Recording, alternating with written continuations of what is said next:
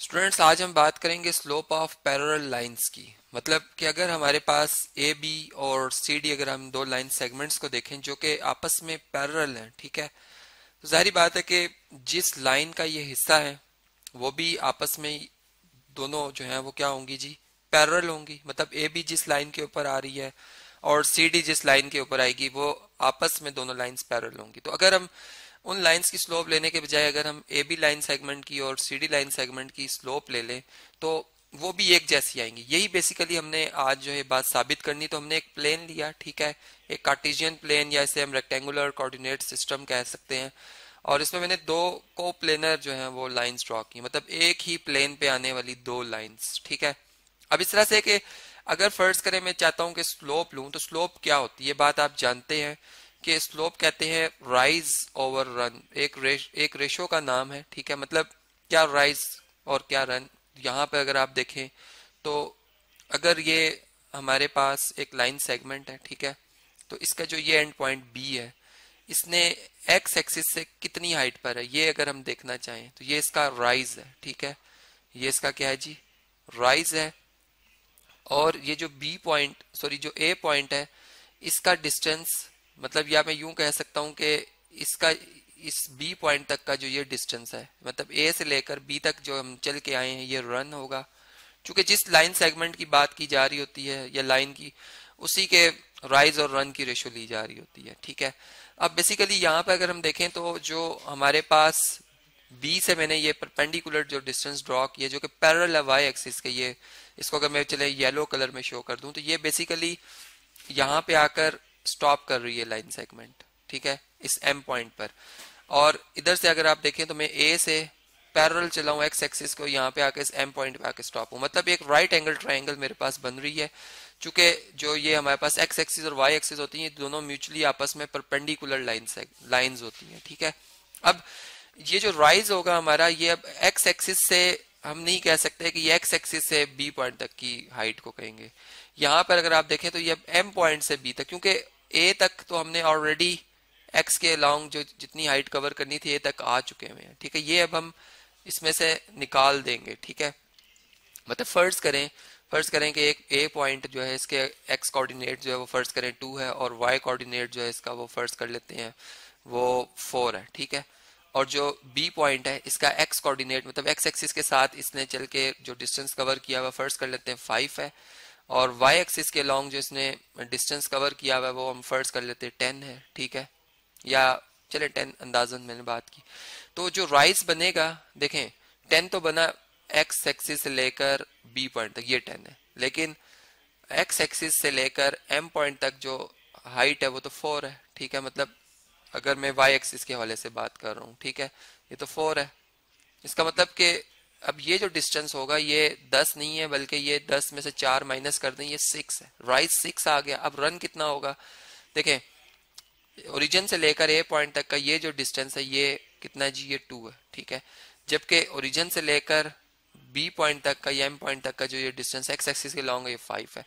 इसका मतलब कि ये अगर 2 इसमें से 5 में से माइनस कर दें तो ये डिस्टेंस 3 आ जाएगा। तो जो हमारे पास जो स्लोप बनेगी वो राइज ओवर रन यानी 6 ओवर जो 3 अभी मैंने नंबर लिखा था वो बन जाता है 2, ठीक है। 6 डिवाइडेड बाय 3 2 होता है, तो इसलिए स्लोप इसकी 2 आएगी। और इसी तरीके से अगर मैं जो ये दूसरी लाइन सेगमेंट है सी डी, इसकी भी अगर स्लोप लूंगा तो ये भी 2 ही आएगी। मतलब लाइंस कोलिनियर नहीं है लेकिन तब भी इनकी स्लोप एक जैसी है। कोलिनियर के केस में भी हमने देखा था कि स्लोप एक जैसी आती है, और तभी अगर सी डी और ए बी ए की लाइन के ऊपर होते तब भी यही बात थी, ठीक है। अब देखिए मैं यहाँ से बिल्कुल यही रिजल्ट के मैं पहले सी पॉइंट से एक्स एक्सिस के पैरेलल जैसा मैंने ये लाइन ड्रॉ की थी, साइज को भी मैंने एक्स एक्सिस के पैरेलल ड्रॉ किया, और यहाँ से मैंने डी पॉइंट से वाई एक्सिस के पैरेलल एक लाइन ड्रॉ की है, जिसका मैंने बी से एक लाइन सेगमेंट ड्रॉ की थी वाई एक्सिस के पैरेलल जो कि एम पॉइंट पे आकर मीट करी थी। सर यहाँ पर ये एन पॉइंट आ जाएगा। तो सर ये हमारे पास दो जो है वो राइट एंगल ट्राइंगल बन जाएंगे। अब इसमें अगर हम ये देखें कि क्या ये सिमिलर है, ठीक है, तो ये बात हम जानते हैं कि जो ये दो लाइंस हैं ये आपस में पैरेलल है, ठीक है। तो इनकी ये पैरेलल है, ठीक है, और ये लाइंस ऑलरेडी पैरेलल थी। ये लाइंस क्या थी, आपस में ऑलरेडी पैरेलल थी। तो इनका जो ये एंगल बनेगा और ये एंगल जो बनेगा, इनमें जो रोटेशन होगी वो एक जैसी होगी। क्यों एक जैसी होगी? क्योंकि ये लाइन इससे कभी टकरा नहीं सकती और ये लाइन इससे नहीं टकरा सकती। मतलब अगर मैं इन दोनों लाइंस को एक दूसरे के ऊपर रखूं तो इनकी स्लोप एक जैसी है, मतलब राइज ओवर रन एक जैसा, ये एक दूसरे के ऊपर सुपर इम्पोज हो जाएंगी और ये वाली इसके ऊपर सुपर इम्पोज हो जाएगी। लेंथ में फर्क हो सकता है, मतलब ये लेंथ वाइज छोटी लाइन सेगमेंट हो, लेकिन जो स्लोप है डायरेक्शन एक जैसी, मतलब मैं यूं कह सकता हूँ, ठीक है। तो इसका मतलब कि ये एंगल और ये एंगल जो इनमें आपस में बन रहे हैं आर्म्स में वो एक जैसा होगा। और फिर अगर ये 90 ये भी 90 तो ये रिमेनिंग अगर हम एंगल लें 180 में से इन दोनों का सम माइनस करके तो ये एंगल 2 और ये 3 ये भी आपस में एक जैसे एंगल, मतलब ये दोनों ट्राइंगल्स जो हमारी वो सिमिलर है या इक्वी एंगुलर है, मतलब इनके जो कोरस्पॉन्डिंग 3 एंगल्स हैं वो आपस में कॉन्ग्रुएंट है, ठीक है। तो इसका मतलब कि अब मैं इनकी जो रेशो है कोरस्पॉन्डिंग साइड्स की अगर वो लूँ तो वो भी इक्वल आएगी। ये हमने एक बात एक थ्योरम में पढ़ रखी है, ठीक है। तो इसका मतलब कि इसमें अगर रन की रेशो रन से ली जाए, मतलब इस ट्राइंगल का रन जो है वो AM है, ठीक है, और इस ट्राइंगल का रन जो है वो CN है, ठीक है। इसको अगर हम देखें तो ये बराबर आएगी रेशो किसके, इस साइड का, मतलब पहले इस ट्राइंगल की बात हो रही है तो ये M या BM कर लें, BM, और इसकी रेशो लेंगे हम DN से, ठीक है।